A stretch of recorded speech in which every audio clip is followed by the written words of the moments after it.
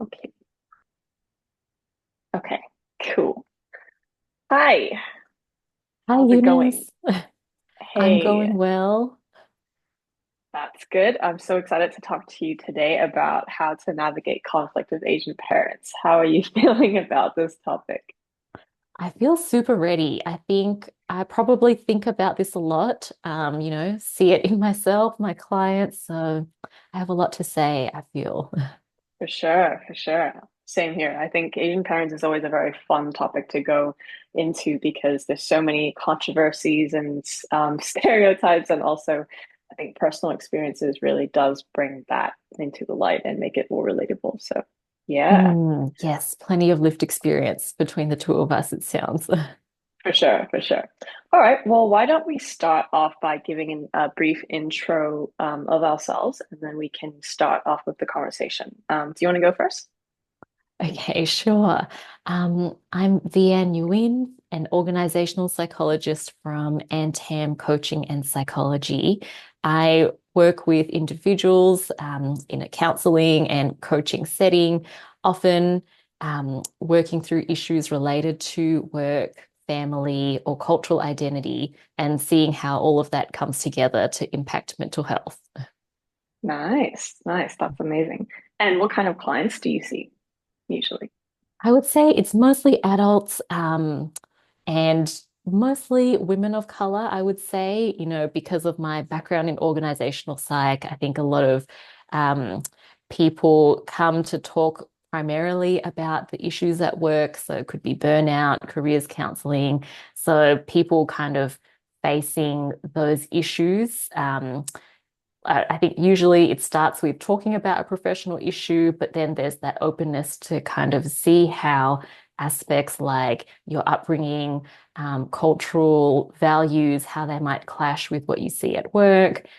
We kind of move through and understand how that impacts yourself at work as well. Yeah. I love that. I love that. Okay.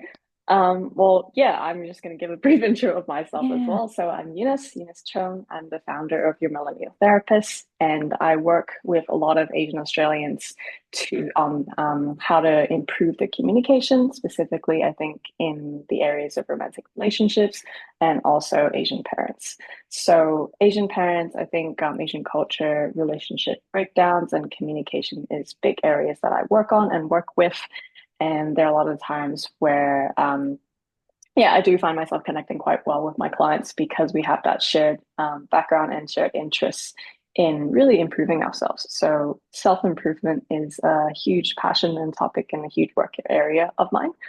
And yeah, that's kind of one of the reasons why I'm so passionate about this topic of conflict and Asian parents is because, yeah, I got into quite a big, tense argument Mhm. with my parents back in 2022 when I went back to Hong Kong after a few years of not being back home because of COVID. So it Mm. was a very enlightening, life-changing experience for me, which really made me want to write and reflect more on that. And yeah, that's kind of where I've gotten myself, where I'm at right now. So yeah, Mm. excited to start. Wow.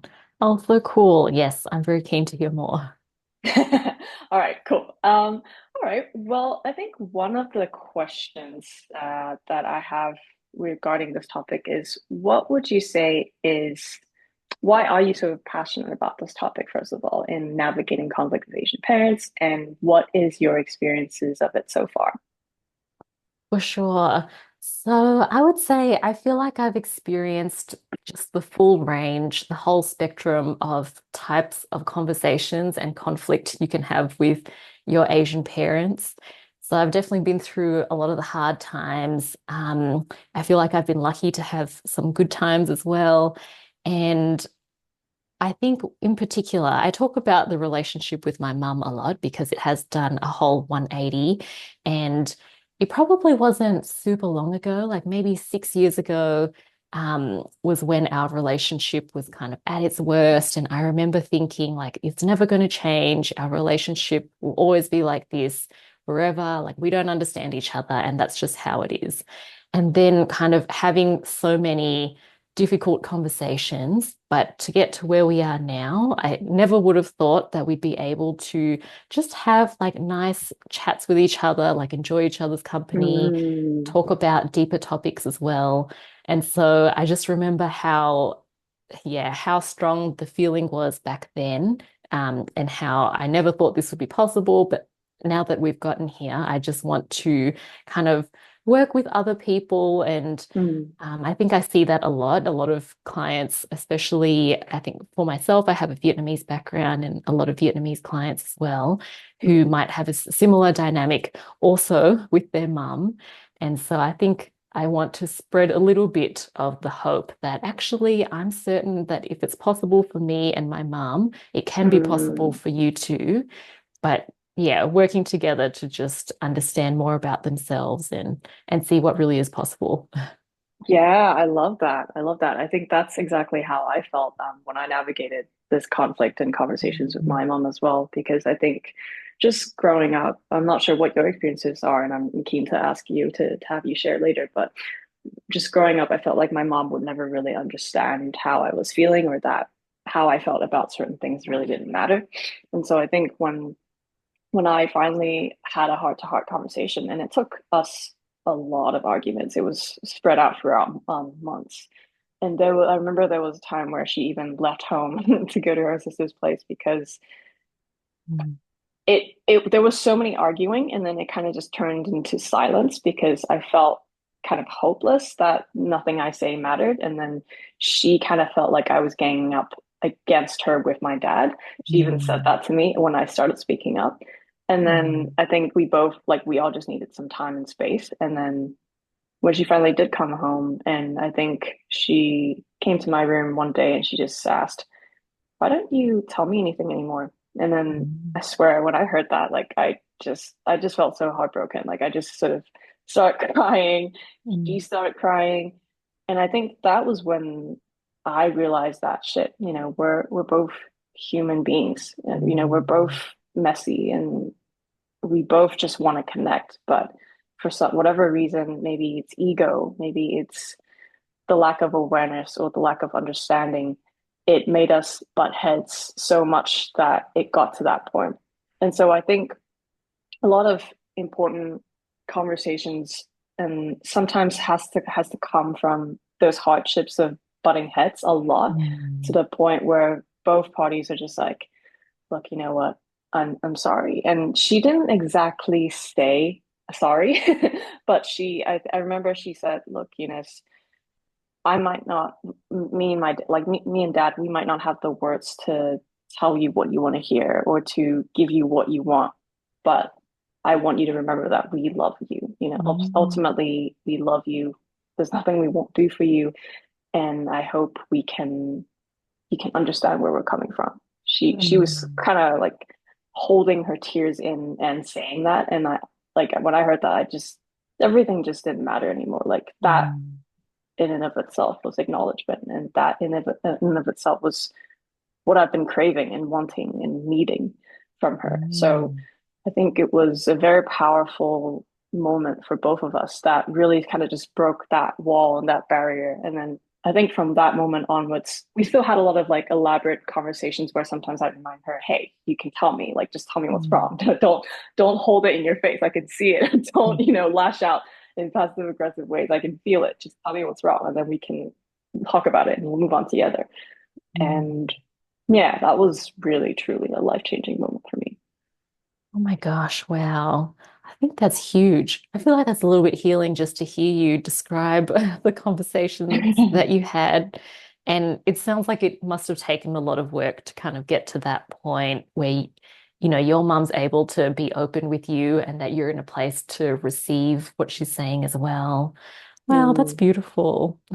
thank you. Thank you. Yeah, it wasn't easy. It wasn't easy. I think it took a lot of pushing and pulling but I think because I'm lucky in the sense that I've kind of always had a close relationship with her. And so we don't usually go without speaking. Like we don't really do silent treatment. The most it was like Mm, was probably an hour tops or mm, two.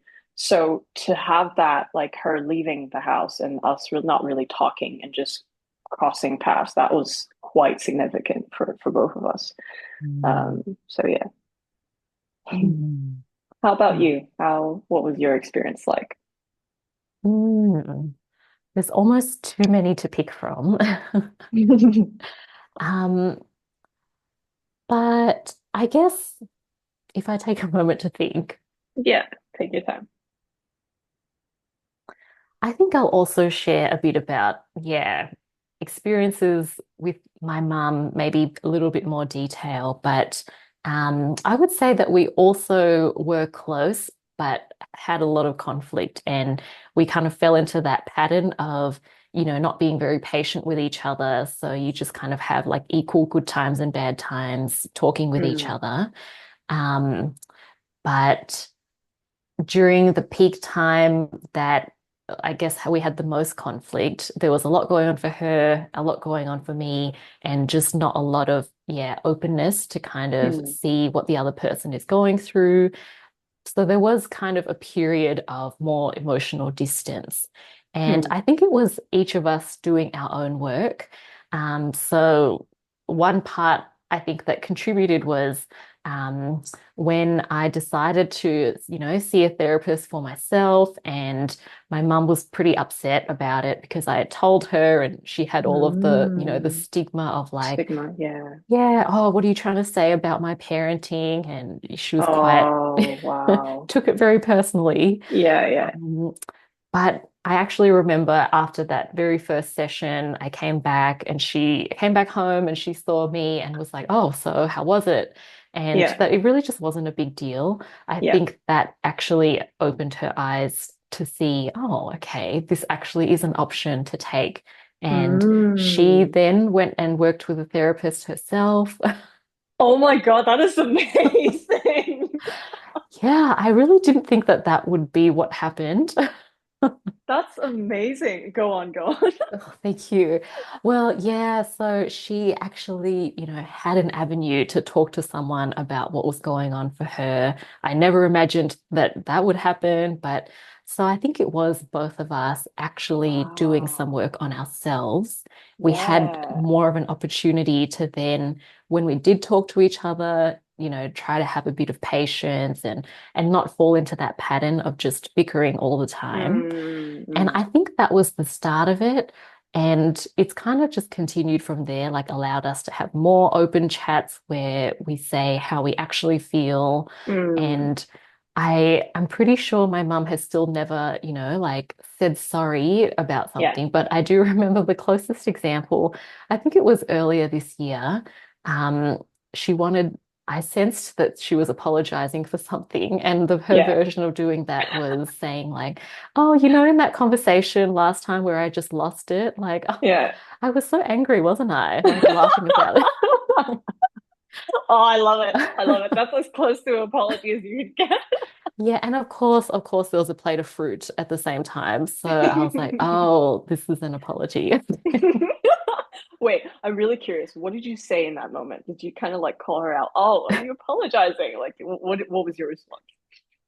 You know what? I do think there was still a bit of the shock of, oh, Mm, okay, this is as close as it's going to get. And so I was just sitting there mm. processing rather than dipping the toe back in to say, like, are you apologizing? Ah, right. Oh, that's actually a really good point. That kind of segues into something I really want to talk about today. I think the importance of follow-up conversations with Asian parents. That's something huge that, I'd love to hear your input on it, but that's something that a really valuable lesson that I took away from my experience with my parents. I think because most of the time when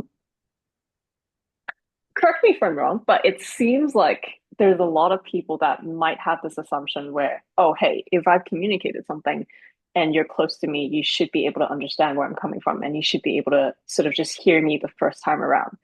But what I'm gathering is that it's actually not that simple. It's not that straightforward. I think, especially when it comes to our parents, because taking into account that they are from a different generation, that they don't have as much resources as we do now, and they don't have that, I guess, courage and ability to know that they can do things differently. It's really important to have those follow up conversations. And what I mean by that is maybe going back second time, like, hey mom, like, look, I actually really appreciate it when you came to me and said, Mm, that time when I got really pissed off, that was really bad, wasn't it? Like, I really appreciate that. Even though mm, it's probably not a full-on apology and you can, embed humor into it. But like I really appreciate it. So, mm, thank you. Thank you for coming to me and saying that. And I found that when I did that, she was much more likely to repeat that behavior because I was mm, kind of giving her positive reinforcement in a way. And not only that, I think when you elaborate or you thank them or just show gratitude of what they're doing or that they're coming to you with something brave, mm, it it really makes them feel seen and special and heard. And I think if you really think about it, that's what we're doing with clients, right? We're mm, validating them. But I think, yeah, it's a very effective tool to do that with your parents as well, and partners, mm, romantic partners, and friends. mm. That is so true. I think that's kind of expressed so well. But when I think about, the stereotype for Asian parents as well is, that showing love by remembering what food you like or remembering that thing that you enjoy and then, buying a whole bunch for you or just kind of like storing that in their brain. So I think that's such a great action that's in your control is actually you can tell them upfront that, Mm. how they handled the situation or what they said, the apology in quotation marks, um, that was something you appreciated. I can see how, again, playing into the stereotype that they Yeah, might take that on and yeah, yeah, they'll remember it in the way they remember your favorite lolly or whatever it is. definitely, definitely. And it's so, so powerful because I think, like, imagine if you were to receive that from your mom. And I think either whether you're a parent or a kid or a child or a partner or whatever, like, just thinking about receiving that from someone close to you, that already, like, what are your thoughts just thinking about that? If your mom were to tell you that or your partner were to tell you that, like, what is your Mm. thought right now? Like, how do you feel? I think, yeah, you touched on it so perfectly earlier. Like it does feel very validating and I would feel seen to kind of have that acknowledgement. And I get the suspicion that a lot of times that is, a bit of the missing piece in these conversations with parents, even though we're all adults, but just Mm, not really seeing or acknowledging how much work the other person is doing. So, exactly. yeah, just taking that into your hands, like acknowledging it. And I feel like a lot of people might feel awkward about Mm, doing that at first. But like with definitely. any habit, yeah, you kind of, the more you Exactly. practice, the easier it is. Yeah, Yeah, I yeah. feel like that would come a long way. Yeah, definitely. Because if you really think about it, like when you're trying to break the pattern and you're trying to do that with your parents or family and friends, you really are doing something new. And by actually, when you have these follow-up conversations, you're actually teaching them and showing them that it's actually okay to do this. And ultimately, as humans, we just want to connect, right? We just want to be seen and heard. It's a very basic, fundamental human need.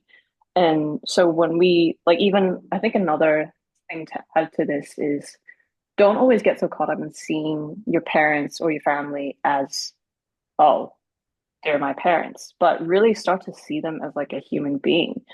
Mm. There was one time where I mentioned to my mom, I was like, hey, can you like maybe sometimes give me the courtesy that you would to a friend? I feel Mm. like just like look, I know I'm your daughter and I know I love you. There isn't anything I won't do for you, but sometimes you make me feel like I'm your slave. And like Mm. I had to really tell her, like, look, I know you're gonna want to butt in, but please just let me finish. And then I would be so keen to hear what your thoughts are. But for now, I just want to let you know that, hey, I've been noticing some tension around our communication lately. And Mm. this is something I've noticed, and I feel like I want to let you know this just so we can improve the way we talk and maybe improve the way you talk as well. And that would really help us move forward and be better. And when Mm. she was like, "Wait, what? Slave? What?" And I was like, "Hey, hear me out, hear me out." And I was like, "Look, sometimes you would just text me in the morning and go, hey, please do A, B, C, D, E. Please buy A, B, C, D, E." And I'm like, "Look." I'm willing to do them, but maybe you can also add in, hey, good morning, how's it going? Mm, And not just sort of go, bam, I need this. Please do this for me. And she's like, mm, ah, okay. I didn't know you saw it that way. Okay. I'll be a bit more mindful. So mm, sorry, I think I lost my point, but yeah. So the point of, sometimes not just seeing them as, oh, they're your mom, they're your brother, but really seeing them like as an actual human. That also goes a mm. long way in letting communication.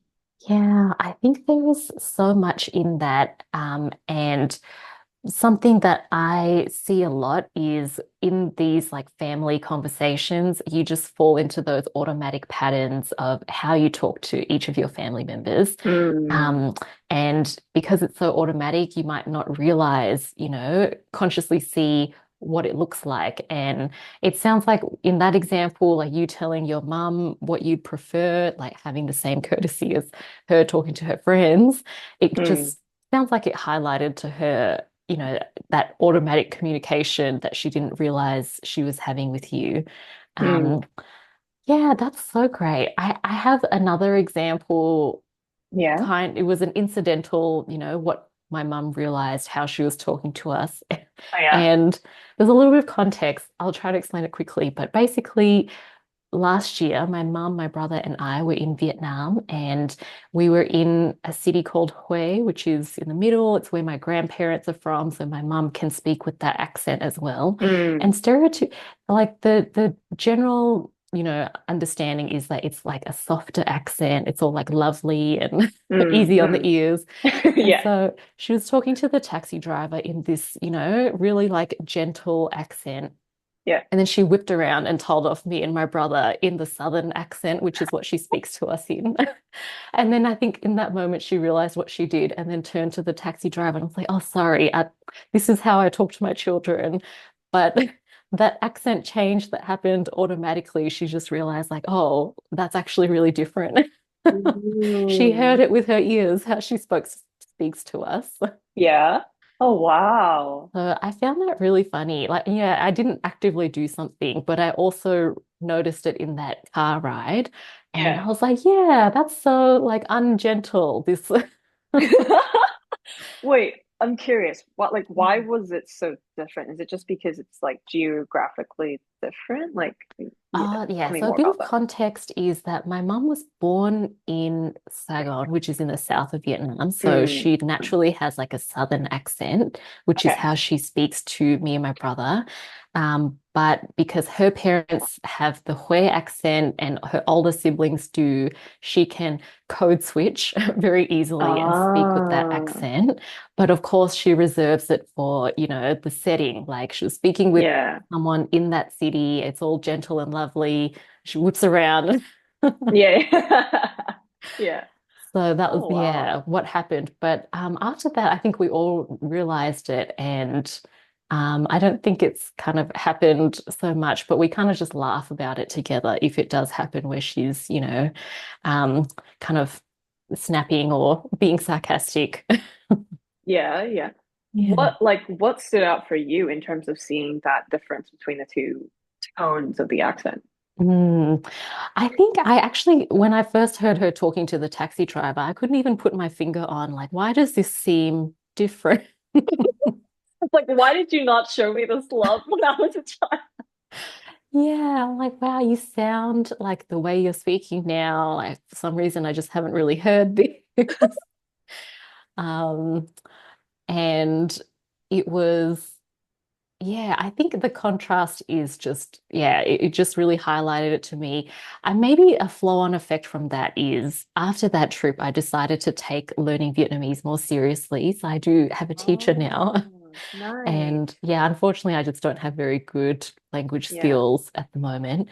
But my teacher has that Hue accent as well. So I was like, I want someone with that lovely, tones. gentle. And Yeah. that's what I want to learn. So yeah. Mm, that's very interesting. Yeah, I think I actually did, because I'm from Hong Kong, and my Mm. parents are some from Hong Kong background. And because I was born in Hong Kong, and then I kind of moved over to Sydney, and then I moved back, Mm. and then I came back, so back and forth. But when I did a workshop at UNSW last year on Asian parents and how to navigate conflict with them, a lot of students, uni students, actually ended up asking me like, "Hey, what do I do if we have a communication barrier, of a language barrier?" And I think that was when I realized, oh wow, there's actually a lot of Asian Australians here in Australia that don't really speak the language that their parents do. Mm. And I think that's one of the biggest barriers as well in, your relationship and communication, because I'm sure, as you know, like sometimes English to Chinese or English to Viet, there's like a huge difference, and certain Mm. meanings or things gets lost in translation. And, it could come out harsher or maybe more Mm. gentle than we intended to be. And Mm. yeah, like that was when I realized, wow, this is actually a really, really huge thing. And that kind of got me curious. Like, what was hmm, let me think. What was like the language expectation for you growing up? Like, was it Mm. a norm to learn it, or was it kind of like, what was your experience like?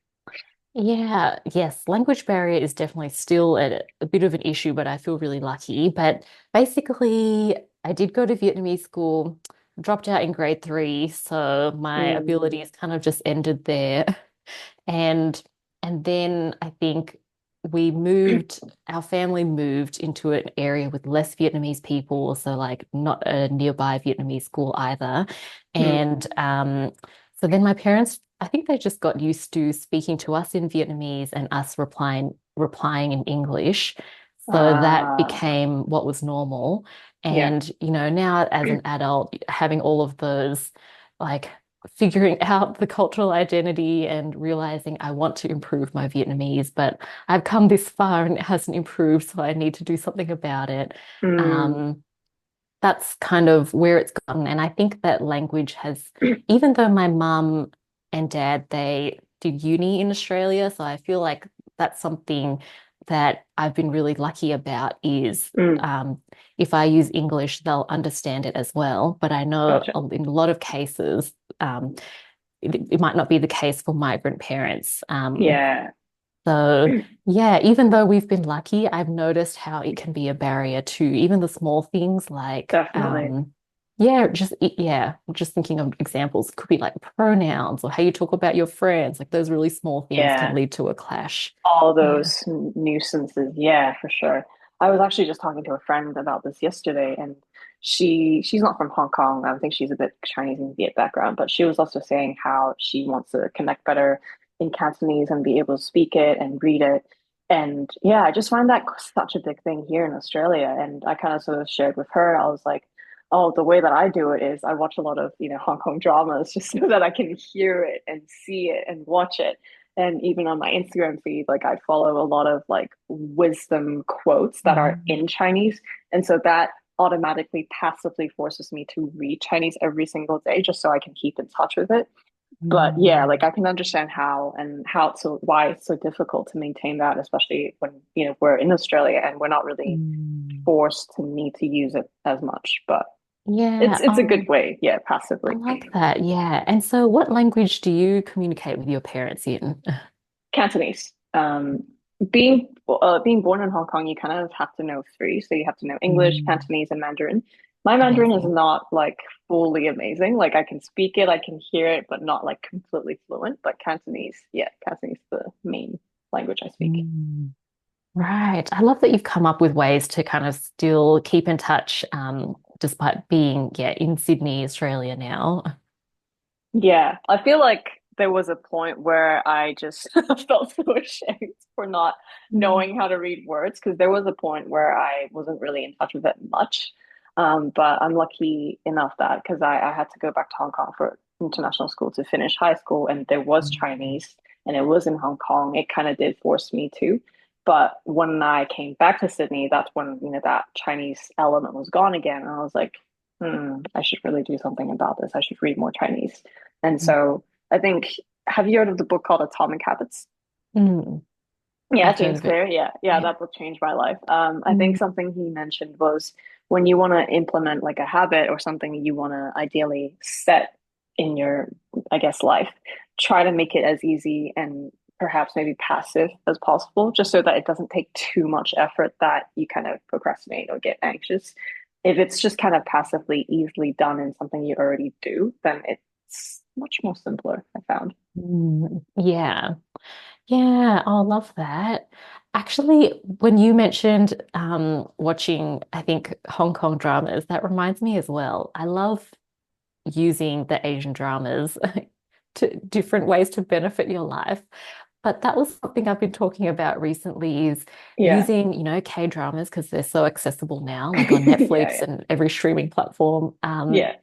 I've been recommending to clients that you can use K-dramas to kind of talk to your parents as well or improve Yeah. communication. And my thinking is you don't have to watch the same K-drama. And this is where language can be, or it can help with the language barrier. Like, for example, let's say my mum watches the K-drama in Vietnamese and Yeah. I watch the same one in English, but we can come and, talk about it Mm, together. And I yeah. find that it's a nice way to, like, if you resonate with the problems that are happening in the K-drama, but there's just that distance that you're not saying, like, this is about me, Yeah. but using the characters to chat about it. I've used that in so many different areas. Oh yeah, yeah, no, no, I totally, completely agree with that. Do you know the movie Everything Everywhere All at Once? Oh, yes.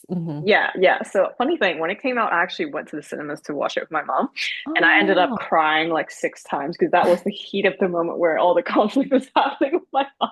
Oh, And I just wow. remember she was looking, she's like, "Why are you crying?" And I'm like, "This is so funny." Oh my gosh. Watching it with your mum for the first time in the heat of conflict, so intense. I mean, to be fair, when we were watching it at the cinemas, we were on good terms. But I Mm, think it was just like such a significant moment to watch it together when it brought up so many of those yeah. themes. Yeah, like it Wow. was, yeah, but I agree with you. I think like when you have common ground, like that makes it so much easier to connect to and to kind of I guess, dive into the nitty gritties of, oh, what did you think about this character's decision or, her life choices? Like that was clearly stupid or, whatever. And Mm. I think that already helps you connect and get closer than you would on a day-to-day basis. So yeah, I love Mm. Yeah, well, you've already been using it. I love it. that. Wait, I wanted to go back to a point where you mentioned earlier. You said your mom started to work on herself to go and went to a therapist Mm. after she heard you. Yeah, that I actually find that really amazing and intriguing. Like, tell me a bit more because I've been Mm. trying to get my mom to go see a therapist for the longest time, and Mm. it hasn't happened. But yeah, so tell me about Yeah. that. Well, okay. This is what I think is because I think what happened was there was a start of I guess, dynamic change. And I guess like if I'll just, toot my own horn, I think that I role modeled it a little bit for my mum. So, both Mm, my parents had so much opposition. They're like, why would you go to a therapist and yeah, spend your money and all this kind of stuff? yeah. But yeah, that was my version of rebelling is going to a therapist. Ah, so that's what you meant by rebellion. Yeah. Okay, I love that. Yeah. So even though there was all this like very strong opposition, Yeah. I still went ahead and did it. And they saw the outcome immediately as well. So my mum saw, oh, she's the same person. She hasn't come back to, blame me for all of her problems. Like, because of you, I'm like this. Like, I didn't, none of that happened. I think Yeah, yeah, perhaps yeah. that's maybe what she thought. She was afraid. Yeah. Yeah. Um, and yeah, and I never pushed like, oh, you should do this as well. I think that maybe was key. So just role modeling, like going myself Mm, and being a little bit, more at peace and keeping up the habit. I think that just, yeah, she's probably never seen anyone go to a therapist before and never seen, ah, yeah, what is it like? I How love do you that. feel? And so I think, a few factors kind of coming in all at the same time. I'm pretty sure she heard a radio ad for bulk billing psychologists. And so that at that time, she was like, okay, I'll just give it a go. Yeah, yeah. And also, it was all, a peak period of tension in the family anyway. So Mm, knowing that she struggled to talk to anyone about it, I think that may have Yeah. seemed a little bit more viable versus let's say if she had like a best friend, I have a feeling she may have opted for like trying to tell her best friend and not go to a therapist. But at that time there wasn't actually like Yeah. anyone, I think, that she could open up to about it. So Mm. yeah. I find it interesting how she was initially afraid that you would come back to blame her because I have seen and do see some Vietnamese clients as well, and I feel like that defensiveness is a huge element that comes up especially with Vietnamese clients, Mm. and so that kind of also got me to think like, it's funny how when people, let's just say that maybe people who aren't quite as self-aware and haven't really worked on things and are not as accepting of a lot of things, I do find that they tend to get a bit more defensive with things that aren't even maybe that aren't even their faults. And I think it's probably one of those unfortunate side effects of taking things personally and also like assuming that people are going to blame you because of that cultural conditioning of always being blamed. And so, Mm. yeah, like it's interesting how she was really terrified that you come back and blame her when, we all know that, like, well, at least you and I know that therapy is not really about blaming, but it's more about, Mm. really truly understanding where it comes from, why it doesn't serve you, and how we can learn better ways and to reframe and challenge the existing ones. Mm. Yeah, and I feel like probably saving face comes into play as well. And maybe I think um, this is a generalization and also a hypothesis, but I think in those, close knit ethnic communities, so I'll just use the Vietnamese community as an example. Let's say, everyone's like living um, close to each other, everyone kind of knows everyone at the market and things like that. I think there's that fear of like if you go to a doctor and then a psychologist and everyone will know and Mm, then you'll make your parents look bad or something like that. I think yeah, possibly that's the fear, but of course, yeah, we are in Australia, there's code of ethics, confidentiality, so many different things in yes, place to protect. But yeah, also that wouldn't, yeah, it just wouldn't happen. That that's true. it's a negative reflection on the parents' reputation or anything. For So sure, for sure. yeah. Yeah, I think because the way that collectivist cultures, Asian cultures, Japanese, Korean, Chinese, Vietnamese, like the way that the cultural value is held up, where there is a lot of responsibility or backlash on the society or community or the parents if something does go wrong. I think that's kind of where that stigma developed. And yeah, it's interesting because I feel like the cultural value that made Asian culture great is also a thing that really holds us back. Like when you do take too much on, when you take on people's emotions, when you take on people's problems, when you take on issues that aren't really yours, but others, and then kind of internalize it or maybe make it your mission to fix it or to solve it, that puts a lot of pressure on yourself, first of all. And also, Mm, it just makes you feel a lot of very responsible for things that really aren't. And I guess that's mm, where a lot of this conflict or self-esteem issues could potentially come from. mm. Yeah, for sure. Yes, I think it's a whole process to not take over responsibility for everything you see. Definitely, definitely. There was one. Yeah, I'm actually curious, but I'll share first. Like, I'm curious as Mm. to what sort of got you to go to therapist and start your therapy Mm. journey. For me personally, it was quite funny. It was back in 2022 in May, so it hasn't been that long ago. But I just remember I had a birthday party, and I went out with my friends, and I remember we were all sitting at a restaurant talking, and I don't really identify as an extrovert. I mean, it really depends on who I am with, but there were Mm. two very kind of like really extroverted people there. And I Mm. kind of just remember feeling very like, I don't even remember the emotion. I felt quite unsafe or maybe uncomfortable, and I couldn't really figure out why. I was like, why am I feeling this way? It's, they're my friend, it's my birthday. Like, what is this about? And so I think that curiosity of that situation really sort of pushed me to go, you know what, I should see someone about this because I really want to work on it. I really want to understand why. Mm. And I think it wasn't until I really did start, then I realized, holy shit, there is so much stuff, so much baggage from Mm. my high school experiences, childhood experiences, my culture, and the way that Mm. I can be very, very self-critical on myself, even with things that really aren't my fault. But then I sort of Mm. just took it as it's my own and it's my fault. And then that kind of really shaped my very low self-esteem at the time. And so yeah, I and then it kind of like snowballed into relationships and then snowballed into talking about Mm. Asian parents. And then so that's kind of how I started. How about you, if you Mm. don't mind sharing? Yeah, for sure.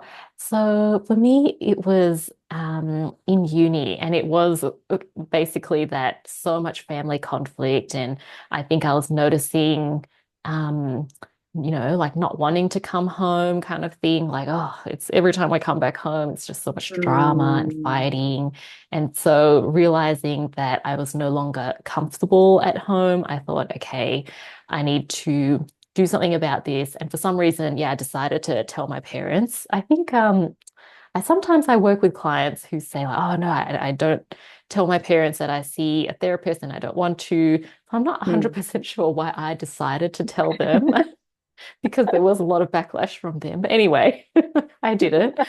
Yeah. Um, and yeah, that was the motivation was like trying to get Mm, some support about the situation.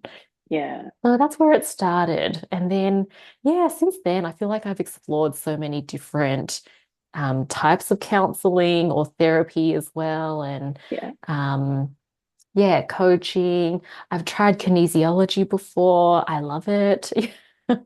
Oh, what's that? I'm gonna butcher the explanation, but I believe Yeah. it's the definition is about muscle testing. And the way Oh. that I've understood it is that rather than just using, your brain and words to describe how you're feeling at the moment, Yeah. the practitioner kind of checks in with your body to kind of get the answers to the questions. Like, how do you feel about Oh. this? And kind of checking in with your body and your Mm, muscles. Um, to yeah tell you what's going on, kind of like answering yes or no questions. So fascinating. I know to a lot of people it sounds like magic, but Yeah. what I'll say is it showed up in an episode of Grey's Anatomy, and so of course it is the truth, and I and we love can that. trust it. I love that. I love that. So yeah. Okay. Oh no, thanks for sharing. And yeah, look, I find it interesting how sometimes people can be very resistant towards like these things that maybe don't have a stronger basis. But I think ultimately you kind of take a grain of salt. Like you kind of Mm, take it as, oh, there are some considerations I could consider, or there are certain truths to this, and you can kind of consider it. But I think a lot of people might fall into the trap of seeing it as very black and white. Like it's mm, either 100% true or it's bullshit.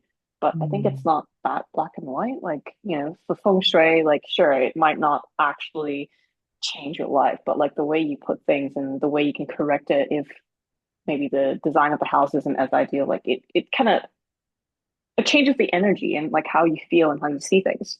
And I mm, think my brother also mentioned something about not astrology, but there's this term, I don't remember what it was, sorry, but basically he went to someone and he like they kind of told them, oh, this is your past life, this is your current life, and this is your maybe mm, afterlife. I'm not doing this thing justice, I'm sorry, but mm, like he's like, oh, I don't believe it 100%, but there are some truths or some understanding of some valuable points that I can take and implement in my life, or maybe I can kind of keep in mind when I make decisions. And yeah, I think it's good to always keep your options open and keep your mind open to see mm. what what's good, what's not, what's helpful. Totally. I really feel like there is a place and context for everything. So, Exactly. um, yeah, just writing things off may not be the most, yeah, like nuanced or open way to kind of think about things. But I think we make, decisions all the time just to make us feel better. Like, I bought these flowers because they're orange and I like orange. Like this, As yeah, you can do things if they just make you feel better. That's all right. long as it's not harming anyone, yes. Yes, good Unless it's in a caveat. video game. Sorry, huge Oh, gamer here. workaround. Uh, Mm. okay, well, thank you for coming to this podcast and having this great chat with me. Like, I've really enjoyed sort of hearing your stories, and thank you so much for sharing. It's been very, very insightful, and I always love kind of talking about these taboos in our culture. Yeah, how Mm. have you found our discussion today? Yeah, oh, thank you for having me, Eunice. It was such a lovely chat. I'm inspired hearing about you and your mum, and I'm hopefully, it can spark a little bit of hope in another person because I think there's not a whole heap of role modeling sometimes, when it comes to um, working through the hard things to get to a good place with your Asian parents. So I'm Mm. just really grateful for your openness, facilitating like such a warm conversation and for sharing your stories too. So thank Aw, you. thank you, thank you. Let's do the questions now. I think I Mm, remember, yeah, you had one question and I had one question as well. So, okay. I think your question was, is it healthy to have conflict with parents? mm. So, yeah, what are your thoughts about that? I'll share mine in a second. Okay, I am keen for yours. I would say that there is a level of healthy conflict. Okay, I'll try to phrase this answer in a way that makes the most sense. Take your time. So I think in the context of Asian families, Asian parents where you're an adult and your parents are older adults, but perhaps you're used to having that kind of like bickering or that kind of conflict. Um, I actually think that there is also a place for conflict, maybe on the more serious issues, or I guess what comes off as like scary disagreements sometimes. Mm, But a lot of times, I think we prefer to just avoid and, not talk about an issue, but rather than it going away, it kind of just stays there forever. yeah. So I wouldn't recommend that you air up everything, but sometimes I would say actually having conflict about something, as scary as it is, it might just dislodge the issue ever so slightly and kind of create an opportunity for something to change. Otherwise, things really just stay the same and time doesn't, um, Doesn't do its thing. yeah, it doesn't guarantee that anything will change. 100%, 100%. I think I came across this really good quote where it says conflict deferred is conflict amplified. And I personally feel like resentment is honestly the worst thing that kills a relationship. And sure, we might not need to air everything up, but I think there are times where we know that there are things we need to speak up on or, have a conversation about. And I think ultimately to break that maybe belief or assumption that our cultures really emphasize on, which is look, to have a good, deep, and meaningful relationship with anyone, you're going to have hard conversations. Because if you don't, it doesn't. When people say they don't argue, especially in couples, like it really does make me think, really? Hmm. Like it really sparks my curiosity. But yeah, like I think if you don't address things or you let it go and then it comes back up and again, it actually makes it worse. So I think not Mm. to go too deep into this, but sometimes people say things like, oh, he's a really good person, but when he loses his temper eventually, it's really huge. But then I'm like, that might be actually a thing where you're bottling things up to a certain point, boiling point where you can't take it anymore, and then you kind of explode it all Mm. out. So yeah, I feel like conflict is definitely necessary, but there are ways in which you can navigate it strategically. Mm. We could talk about that Mm. next time. Yeah, love it. Oh, yeah, got more questions, but no, that's so good. I totally agree. Well, no, what's your question? Um, well, I think it's interesting in, yeah, this context of relationships and kind of bottling things up. Um, so yeah, I was kind of curious around maybe what you've seen or your thoughts on kind of navigating, like how do you prevent that from happening, the kind of explosion? Mm, mm. Just yeah, the way I did it, I guess will be an example of my mom is. when I do feel like she is lashing out, perhaps when she's calmed down, Mm. because nothing good comes from anger, I'll kind of have a chat with her, like, hey, what's going on? Like that kind of seemed maybe a bit over disproportionate to what was actually what the actual problem was. And I sort of encourage her, like, look, if you have a problem, don't hold it all in. Don't like bottle everything up. Just tell me what it is. If you don't like the way I did that, or you don't like how I made you feel, or if I did something that unintentionally hurt you, tell me so I know and I won't do it again. And I feel Mm. like having those follow-up conversations with her, kind of really elaborating and reinforcing that point, was what actually made her realize and understand, oh, I don't have to hold everything in. I don't have to put on a happy face. I don't have to pretend that I'm happy when I'm not. And yeah, one of the powerful things that I asked her to reflect on, I think a few months ago, because I had a presentation to do on Asian parents, I was like, can you think of some points that some things you've learned Mm. from our relationship and having me challenge your communication? And that was actually a thing that she said. She's like, I Mm. don't have to hold it in. I don't have to pretend. I can voice my concerns. So Mm. yeah, I felt like that kind of really solidified conversations, conflict, and arguments for me personally. Mm.